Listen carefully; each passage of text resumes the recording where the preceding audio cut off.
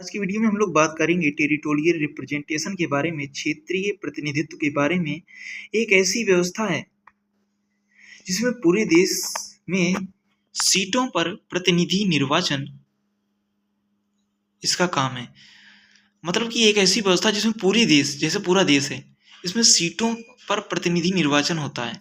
मतलब कि इस जनसंख्या क्षेत्र के लिए इधर एक प्रतिनिधि होगा, इस जनसंख्या क्षेत्र के लिए इधर एक प्रतिनिधि होगा, अर्थात संसदीय क्षेत्र, ये एक संसदीय क्षेत्र है, एक संसदीय क्षेत्र है। और ये कैसे डिसाइड होगा? इसका आधार क्या होगा? जनसंख्या होगी। जनसंख्या के आधार पर डिसाइड किया जाएगा कि ये संसदीय क्षेत्र, यहाँ एक नया संसदीय क्षेत्र बनाने की आवश्यकता है। और बनाने के लिए क्या करना होगा? ज़्यादा जनसंख्या होगी तो इसके लिए हमें क्या करना होगा? परिसीमन करना होगा। अब तक कितनी बार परिसीमन हो चुका है? 4 बार परिसीमन हो चुका है। 1952 में, 1962 में, 1972 में और 2002 में। ये आधुनिक है 2002 के बाद में, क्योंकि कोई परिसीमन नहीं हुआ है। इसके बाद में क्या किया गया कि जब 2002 के बाद में परिसीमन होना था तो 84वां संविधान संशोधन 2001 के माध्यम से ये कह दिया गया कि 2026 तक कोई परिसीमन नहीं होगा। इसके बाद में 2026 तक तो नहीं होना है, लेकिन 2027 में कहा गया है कि परिसीमन होगा। देखते हैं क्या होता है। क्या फिर से नया अध्यादेश, नया संविधान संशोधन करके फिर से सरकार कुछ नया चीज आरोपित करती है। देखते हैं, थोड़ा क्लियर नहीं हो रहा हो गया होगा। तो इसमें क्या है, परिसीमन के अध्यक्ष कौन होंगे? सुप्रीम कोर्ट के पूर्व जज जो होंगे वही इसके अध्यक्ष होंगे। इसलिए, और इसके अध्यक्ष कौन थे 2002 में? कुलदीप सिंह इसके अध्यक्ष थे, जो कि आधुनिक है। 2002 में इसके अध्यक्ष कुलदीप सिंह थे, क्योंकि इसके बाद में अभी तक बनाया नहीं गया नया परिसीमन, नया परिसीमन किया गया है। इलेक्शन कमीशन का परिसीमन पर पूर्ण नियंत्रण होता है, लेकिन इसके अंतिम निर्णय होते हैं। मतलब कि इस परिसीमन आयोग के द्वारा लिए गए निर्णय अंतिम निर्णय होते हैं, अर्थात इनके निर्णयों को चुनौती सुप्रीम कोर्ट में नहीं दी जा सकती है। एक अच्छा पॉइंट है कि परिसीमन आयोग जो निर्णय कर दिया, मतलब कि संसदीय क्षेत्र डिसाइड कर दिया गया या इसको संसदीय क्षेत्र नहीं बनाया गया, तो आप उस क्षेत्र को लेकर के मतलब सुप्रीम कोर्ट की केस नहीं कर सकते हैं, अर्थात उसको चुनौती नहीं दे सकते कि हमारे क्षेत्र को भी संसदीय क्षेत्र निर्वाचित करना चाहिए। और परिसीमन आयोग के 2 काम हैं, वो जो ये नीचे दिए गए हैं।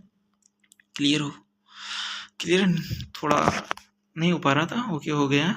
परिसीमन का एक काम है कि परिसीमन लोकसभा सीटों का आवंटन कर, मतलब कि सबसे पहले लोकसभा सीट का आवंटन करेगी और इस लोकसभा सीट के अंदर हम विधानसभा सीटों का सीमांकन करेगी। लोकसभा सीटों का आवंटन और उस लोकसभा सीट के अंदर विधानसभा सीटों का आवंटन, ये भी परिसीमन का काम है। क्यों? जैसे प्रयागराज में हमने देखा 2 लोकसभा सीटों का आवंटन उसने किया और उन 2 लोकसभा सीटों के अंदर देखा 12 विधानसभा सीटों का सीमांकन उसने किया। ठीक है, ये 2002 में हो चुका है। इसके बाद में अभी तक कोई परिसीमन नहीं हुआ। 2002 के बाद में 27 में बोला है होगा, देखते हैं क्या होता है। परिसीमन की चुनौतियां क्या हैं? सबसे पहली चुनौती, ये एक जटिल प्रक्रिया है कि हमें पहले संसदीय क्षेत्र बनाना है, फिर वहाँ पर विधानसभाएं बनानी है। हर जनगणना के बाद में परिसीमन करना होता है, लेकिन ऐसा नहीं हो पा रहा है, देखने को मिल ही रहा है। पहली बार जनगणना ही नहीं हो रही है 2011 के बाद में, काफ़ी समय हो गया नियमित। तो हमें ये सुधार करने की आवश्यकता है। ये हम चुनौतियों में, प्रावधान में पढ़ेंगे आगे। चुनौतियां क्या क्या हैं? सबसे पहली बात, जटिल प्रक्रिया है। हर जनगणना के बाद परिसीमन होना चाहिए, बट ऐसा नहीं होता है। ये चुनौती है कि उत्तर भारत में जनसंख्या अधिक है, ये भी एक चुनौती है, क्योंकि दक्षिण भारत में जनसंख्या उतनी तेजी से नहीं बढ़ रही है, तो वहां पर संसदीय क्षेत्र भी कम होंगे। और north versus south, Hindi versus south की लैंग्वेज या तमिल बोलें, क्योंकि बेसिकली तमिल को इससे ही रिलेटेड ही मुद्दा उठता है, तो ये मुद्दे भी उठते हैं।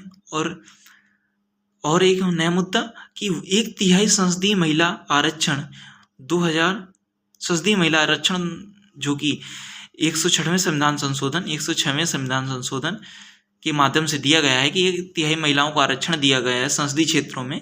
हर अभी राज्यसभा या लोकसभा में महिलाओं को सीटों का आरक्षण, ये भी एक चुनौती है कि संसदीय क्षेत्र में महिलाओं का भी होना आवश्यक है। इस प्रकार से डिसाइड करना, ये सभी चीज़ें परिसीमन आयोग को डिसाइड करनी है कि कौन सा क्षेत्र ST के लिए रिजर्व रखना है, कौन सा क्षेत्र महिलाओं के लिए रिजर्व रखना है, कहाँ पर जनगणना कब जनगणना के बाद परिसीमन कराना है, कहाँ पर लोकसभा विधानसभा का अभी नामांकन सीमांकन करना है, अभी कहाँ पर जनसंख्या कितनी बढ़ गई, कहाँ कितनी सीटें होंगी, और उत्तर भारत में जनसंख्या अधिक है तो यहाँ पर ज़्यादा सीटें होंगी। और फिर नॉर्थ वर्सेस साउथ का, हिंदी वर्सेस तमिल का ये विवाद भी देखने को मिलता है। तो परिसीमन के लिए प्रावधान क्या होने चाहिए, प्रावधान निम्न होने चाहिए। जैसे ये सबसे जो ऊपर लिखा है ना, ये प्रोरेटा, ये सबसे अच्छा आधुनिक है। इसके बारे में बात करते हैं थोड़ा। पहले हम इसके ये वाले पॉइंट पढ़ते हैं। जैसे परिवार कल्याण कार्यक्रम, जनसंख्या नीति एवं इस स्थान जनसंख्या न बढ़े। हाँ, इसके लिए प्रावधान कौन कौन से किए जाते हैं कि परिवार कल्याण कार्यक्रम और जनसंख्या नीति के माध्यम से इसके लिए प्रावधान किए जाते हैं। राजनीतिक दलों ने संसद संख्या को लेकर के आम सहमति होनी चाहिए कि ये संसदीय क्षेत्र डिसाइड करती हैं कि तो बस इतनी ही होगी। नॉर्थ वर्सेस साउथ का संवाद करके उन सभी के मुद्दों को निपटाना चाहिए तथा ये नहीं कहना चाहिए कि हमारी ऊपर में संसदीय क्षेत्र ज़्यादा हो गए हैं तो उन लोगों का प्रतिनिधित्व संसद में ज़्यादा रहेगा, उन्हीं के आधार पर कानून बनेंगे तथा हम लोगों के ऊपर कुछ ऐसी चीज़ें थोप दी जाएंगी जो हम नहीं चाहते हैं। तो ऐसा कुछ नहीं होगा। आपकी जनसंख्या जिस स्तर पर बढ़ी उस स्तर पर ये, इसीलिए ये परसीमन जो ये लिखा है, परसीमन प्रोरेटा, इसीलिए लाया गया था और इसको मान्यता भी मिली है अभी। तो परसीमन आयोग को पर्याप्त समय, हाँ, और क्या प्रावधान होना चाहिए कि परसीमन आयोग को पर्याप्त समय दिया जाना चाहिए जिससे औचित्यपूर्ण परसीमन हो सके। इसीलिए मतलब कि समय सबसे बड़ी बात होती है कि परसीमन आयोग को समय मिलना चाहिए। समय से जो काम होते हैं ना, जितना देरी करेंगे तो उतना ज़्यादा अच्छे निर्णय हो पाते हैं। तो इसलिए परसीमन आयोग को पर्याप्त समय मिलना चाहिए औचित्यपूर्ण परसीमन करने के लिए। जनसंख्या अधिक, सांसद बढ़ाना चाहिए। जनसंख्या जहाँ पर अधिक होनी चाहिए वहाँ पर सांसद भी बढ़ाना चाहिए, ऐसा इसका कहना है। जिस रेशियो में जनसंख्या बढ़ी है उसी रेशियो में सीटें बढ़ेंगी। ये परसीमन प्रोरेटा का कथन है। इसके बारे में हम थोड़ा देखते हैं। ये लिखा हुआ है कि हाँ, ये डिलिमिटेशन एंड प्रोरेटा। परसीमन एंड प्रोरेटा है क्या? परसीमन के संबंध में चर्चित उत्तर दक्षिण का जो विवाद रहा है उसके लिए ये लाया गया है परसीमन एवं प्रोरेटा कि उत्तर दक्षिण का विवाद न हो। तो इसके लिए क्या संकल्पना है, प्रोरेटा की संकल्पना को अपनाने के लिए काफ़ी हद तक समाप्त हो गया। ये उत्तर दक्षिण का विवाद काफ़ी हद तक समाप्त हो गया। प्रोरेटा के अंतर्गत किसी प्रांत की जनसंख्या जिस अनुपात में अभिवृद्धि हुई है उसी अनुपात में सीटों में भी वृद्धि की जाएगी।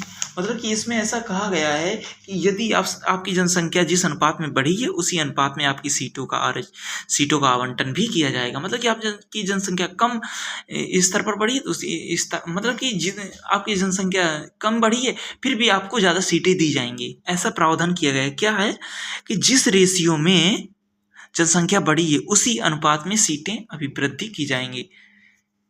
इसके लिए हमने देखा भी है कि साउथ में कहा गया है कि आप लोग जनसंख्या बढ़ाइए जिससे कि सीटें बढ़ पाएँ हमारी।